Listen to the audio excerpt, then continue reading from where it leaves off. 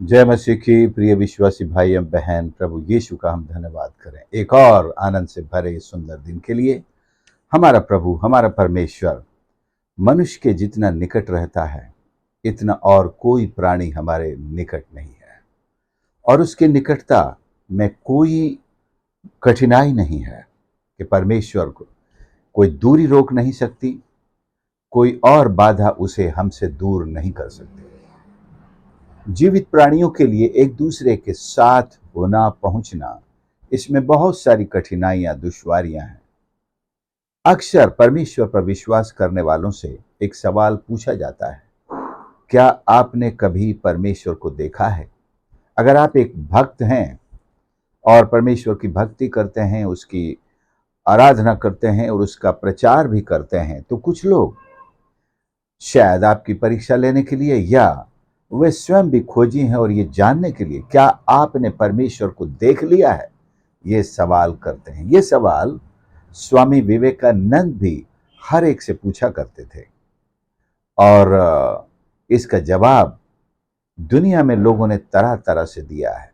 किसी ने ईश्वर के दर्शन सपने में किए हैं, किसी ने दर्शन में किए हैं, किसी को शायद ही साक्षात हुए हों और उनके दावे के अनुसार।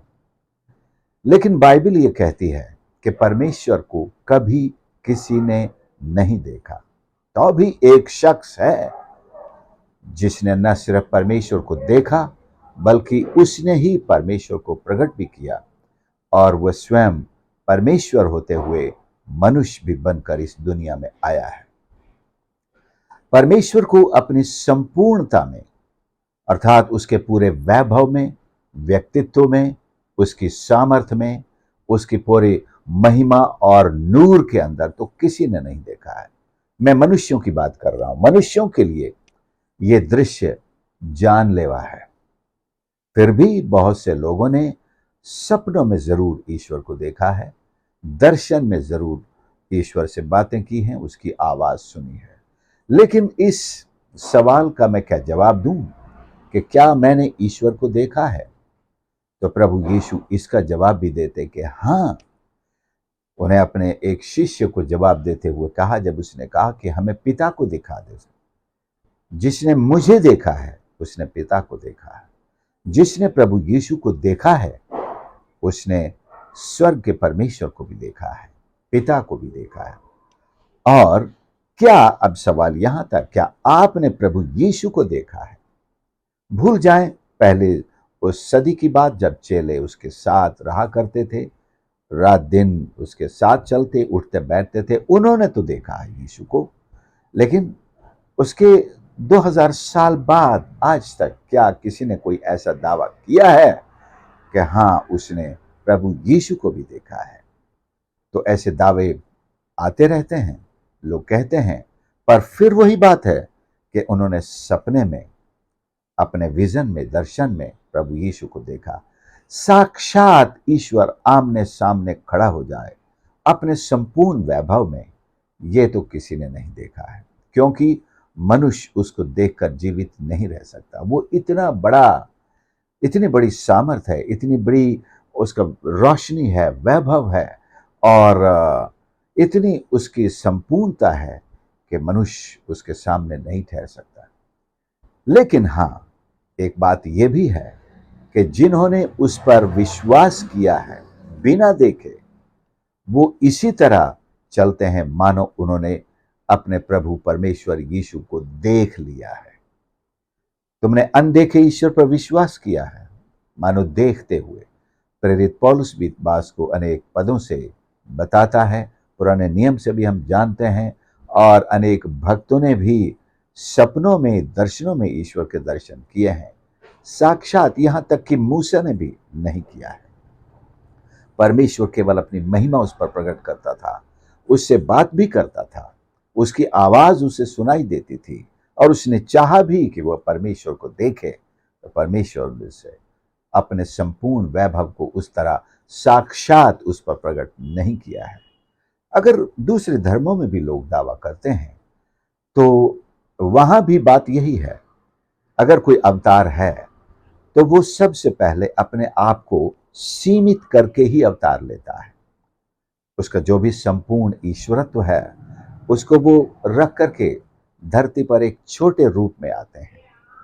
शायद उन्होंने उन अवतारों के दर्शन किए हैं, उनसे बातचीत या उनके ज़माने में रहे भी हैं, तो उनके दावे इस तरह से सच कहे जा सकते हैं।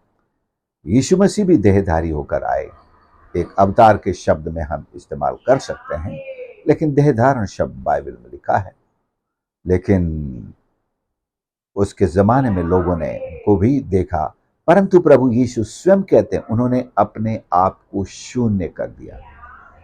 ईश्वरत्व की सारी जो संपूर्णता है, जो वैभव है, जो पावर है, जो उसकी दिव्यता है, उसको वो स्वर्ग में छोड़कर रख करके आए थे। तब मनुष्यों ने उनका दर्शन किया, तभी तो उसे क्रूस पर चढ़ाने की हिम्मत लोग कर सके। लेकिन आज वे अपने संपूर्ण वैभव में है, आज अपनी परिपूर्णता में है, सामर्थ्य में है, यहां तक कि उसके मुख्य प्रकाश के सामने भी कोई नहीं टिक सकता है। लेकिन एक समय आता है, उस अवस्था को हम प्राप्त करेंगे जब हम पूरी तरह आत्मा में होकर स्वर्ग में उठाए जाएंगे और हम परमेश्वर को जैसा वो है, परमेश्वर के वचन में लिखा है, हम उसे देखेंगे। न सिर्फ देखेंगे बल्कि उसके साथ भी रहेंगे। वो समय आता है जब हर एक विश्वासी जिन्होंने उसे ग्रहण किया है, विश्वास किया है, जान लिया, वे परमेश्वर का दर्शन भी करेंगे, उस संपूर्ण वैभव में साक्षात देखेंगे और उसके साथ भी रहेंगे। लेकिन आज इस विश्वास से हमको इस बात को हाँ में विश्वास करना होगा कि जिसने यीशु पर उसके वचन को ग्रहण करके विश्वास किया है, उसे ये विश्वास करते हुए चलना होगा कि हाँ, मैंने ईश्वर को देख लिया है। प्रभु यीशु अपने शिष्यों से कहते हैं, धन्य है वे जिन्होंने बिना देखे विश्वास किया। जब वे अपने जी उठने के बारे में अपने शिष्यों से बात कर रहे थे, कुछ शिष्यों ने बात सुन करके यीशु जी उठा, विश्वास कर लिया। लेकिन एक शिष्य था, उसने कहा, जब तक मैं उसे देख ना लूं, उसके हाथ में और उसके पहलू में अपनी उंगली डालकर न देखूं, मैं विश्वास नहीं करूंगा। अर्थात वो जो छेद कीलों से उसके शरीर में लगे थे, उन छेदों को देखना हो, बल्कि उनमें उंगली डालना चाहता था, तब विश्वास करेगा। एक अनुभववादी ऐसा ही चाहता है। आज भी दुनिया में सैकड़ों हजारों अनुभववादी हैं, जब तक वे दूसरे की कही बात पर यकीन नहीं करते, जब तक वे स्वयं उस सच्चाई को अपनी आंखों से देख न लें, अनुभव न कर लें। लेकिन यीशु मसीह वहां अगले ही पल, अगले ही दिन, यानी शाम के वक्त जब चेले इकट्ठा थे, प्रकट हुए और उस चेले से कहा, उसका नाम है थॉमस, इधर आओ, कि तुम अपना हाथ इधर लाओ और यहां मेरे पंजर में डालो, मेरे हाथ में डालो। और थोमा देखते ही चिल्ला उठा, हे मेरे परमेश्वर, हे मेरे परमेश्वर। उसको अपना परमेश्वर मान लिया। प्रभु यीशु ने कहा, धन्य है वे जिन्होंने बिना देखे विश्वास किया। सो प्रियो, प्रभु यीशु पर विश्वास करना उसे देखने के बराबर है। प्रभु यीशु को अपने जीवन में ग्रहण करना उसे साक्षात देखने के बराबर ही है। हमारे अंदर ये विश्वास रहना चाहिए कि हाँ, मैंने ईश्वर का दर्शन कर लिया है।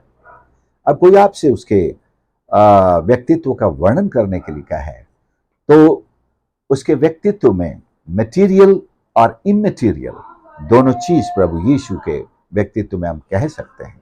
मटेरियल माने जब वे देहधारी होकर इस दुनिया पर आए, कि हमारे समान उन्हें एक शरीर को धारण किया, हमारे समान चलते फिरते, सोचते, उठते, बैठते थे, और उनकी भावनाएं, उनकी ये इमटेरियल चीज है। उनके भी आत्मा है, मनुष्य के पास भी इमटेरियल चीज है, और मटेरियल शरीर भी है, और इमटेरियल आत्मा भी है, और एक प्राण है जो मटेरियल और इमटेरियल दोनों ही परिभाषाओं में फिट बैठता है, प्राण। तो परमेश्वर इसी तरह त्रिएक माना गया है और हमने उसका दर्शन किया है। हम परमेश्वर को धन्यवाद दे सकते हैं। हमारा उसके व्यक्तित्व का वर्णन शायद कभी भी हम पूरी तरह नहीं कर पाएंगे। जिस तरह हम देखते हैं कि लोग ईश्वर के व्यक्तित्व का वर्णन करते हैं, कभी भी उसकी पूर्णता तक नहीं पहुंच सकते। उसके प्रेम का ही वर्णन हम उसके पूरे प्रेम का वर्णन नहीं कर सकते, उसके अनुग्रह का वर्णन करने लगे, पूरा नहीं कर सकते, उसकी दया का वर्णन करने लगे, और जो कुछ उसने हमारे लिए किया उन चीजों को हजारों ही नहीं लाखों की संख्या में परमेश्वर किया। और यूहन्ना कहता है यदि वे सारी किताबें लिखी जाती उस पर, तो ये इतनी किताबें हो जाती कि संसार में भी न समाती। ईश्वर के बारे में लिखना और पूरा पूरा लिखना आसान नहीं है, नहीं है प्रियो। लेकिन हम परमेश्वर को धन्यवाद करते हैं कि उसने सरल से सरल साधारण लोगों पर अपने आप को प्रकट किया है। आज वो सपनों और दर्शनों के द्वारा और अपनी वाणी के द्वारा प्रकट करता है, अपने पवित्र वचन के द्वारा प्रकट करता है। आप ईश्वर का वचन पढ़ें, आप पर परमेश्वर का प्रकटीकरण होता है, उसकी सामर्थ का, उसके प्रेम का प्रकटीकरण होता है, उसके दिव्यता का प्रकटीकरण होता है। तो हम इस बात से इनकार नहीं कर सकते। अगर विश्वासी हैं तो आप, you can not deny the fact that you have not seen God if you are a believer. यदि आप एक विश्वासी हैं, आप इस सत्य से इनकार नहीं कर सकते कि आपने ईश्वर को देखा है। हाँ, मैंने भी ईश्वर को देखा है। परमेश्वर का धन्यवाद करता हूं। और वो समय आता है जब हम प्रभु यीशु का दर्शन साक्षात करेंगे। प्रभु हमारी मदद करे।